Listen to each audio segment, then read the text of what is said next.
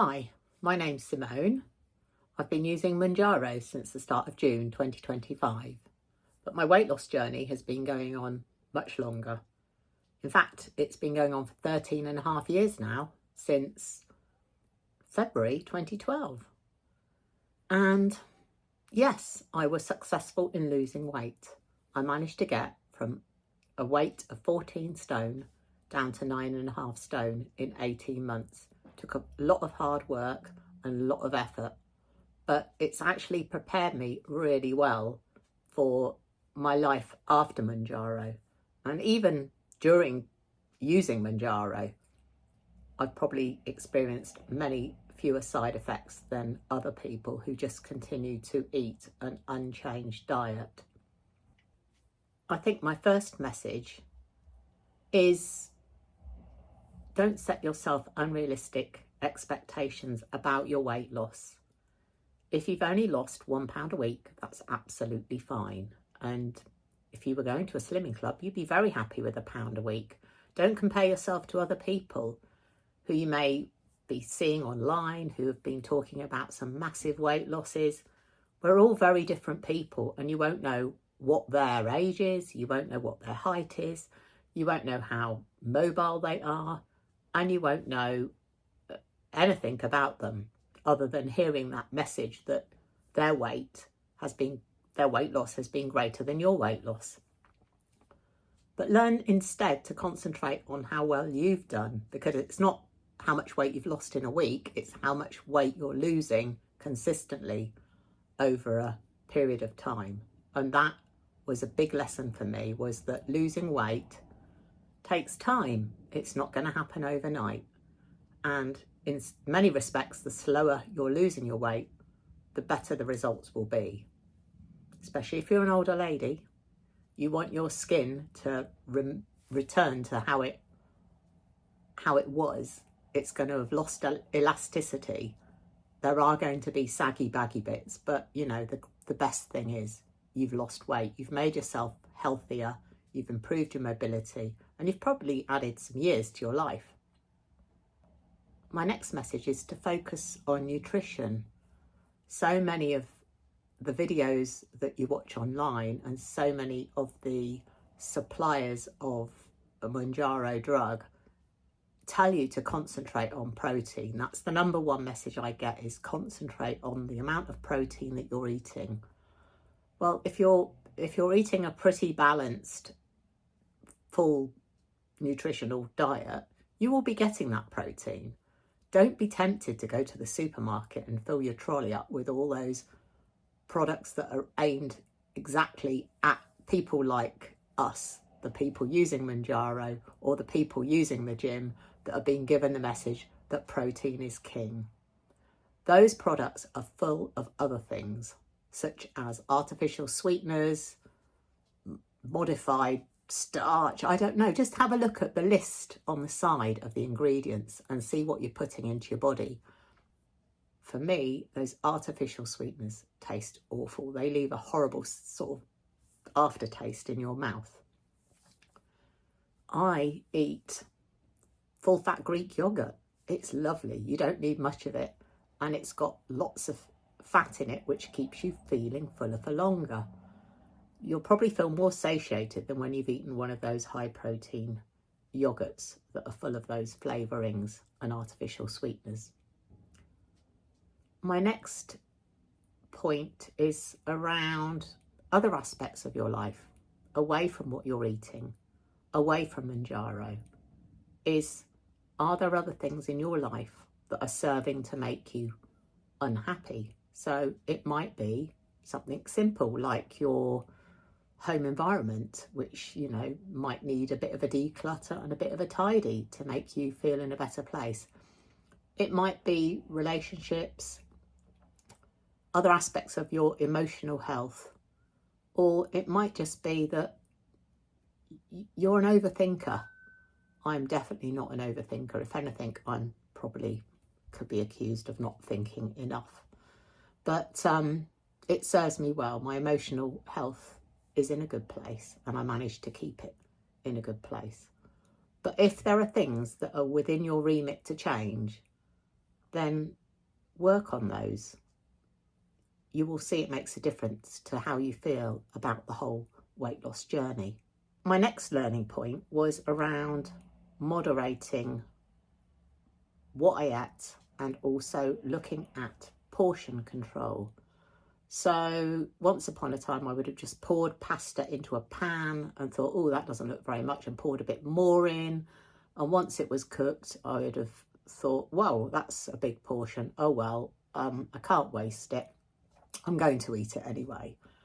Now I weigh out 50 grams of rice, 50 grams of pasta, and that's plenty, especially if you bulk it out with lots of other things that are good for you, such as vegetables. So that's something I've changed. And I mean, 50 grams is a small portion. If you're taller and more mobile than I am, then you probably can afford to eat 75 grams. But, you know, have a look on the packet, see what it says a portion size is. And don't forget that if you're older, if you're less mobile, and if you don't move around much and you don't get much activity in your day, such as myself being a disabled person, then you may need to reduce the portions further. And it's also important that you get used to eating a smaller amount, because overeating and eating huge portion sizes is probably how we all ended up being overweight in the first place. When I go to a pub now or out to eat, I find the portion sizes are way too big for me. I just can't eat them all. And that's because the pub or the restaurant, they want you to come back. They don't want you to leave feeling that you've not got good value for money. So they'll fill you up, but it won't be on the things that are better for you. It will be on all those cheaper products, such as the pasta, such as the rice, such as the bread. And you don't need to eat all of that. So that's another thing for me, is I've learned that I don't have to eat everything on my plate. On the very rare occasion that I have cooked a portion that's too large, I will just stop. And I'm sure that many people like myself were given the message when you were younger, oh, don't leave your food, it's wasteful.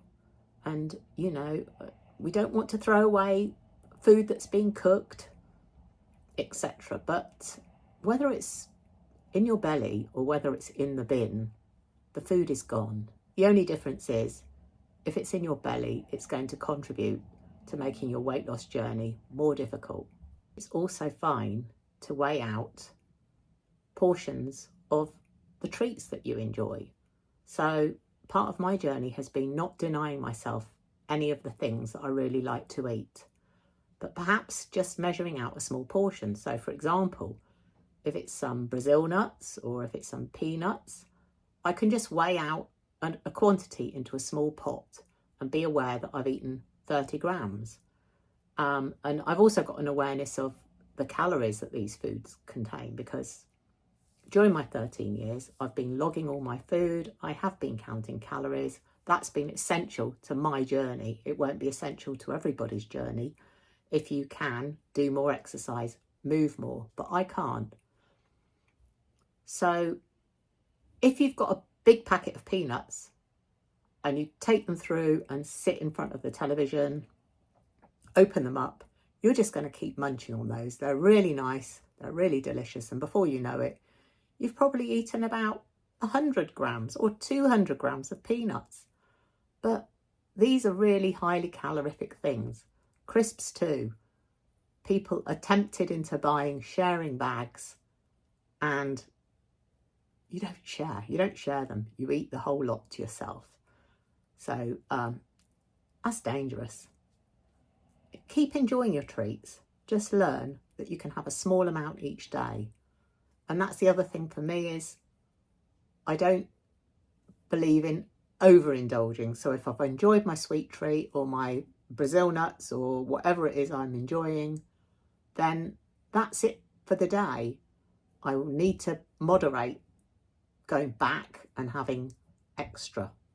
Those are treats. They should be consumed in moderation and as a treat. Don't make them so regular that they're not a treat anymore. It's just become a habit that you do, something you do every day. Sit down on the sofa, grab a bag of crisps, because that's what I do at 6 o'clock in the evening, or whatever. We've all got them. We've all got those little habits. My final message is, don't give up. It's easy to give up. It's difficult or requires more effort to keep on going, especially if you've had a bad week, especially if your weight loss hasn't been what you want it to be, especially if there are other aspects of your life that are impacting on your ability to do what you need to do to lose weight. I kept on going, and I have kept on going over the past 13 years. So I've never gone back up anywhere near 14 stone, but I have gained weight when I've been on holiday or when it's been Christmas.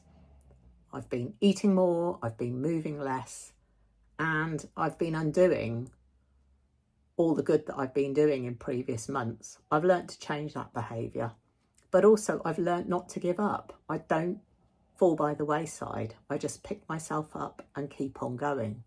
So I probably have gone back up to about 11 stone. So that's about a 2.5 stone increase.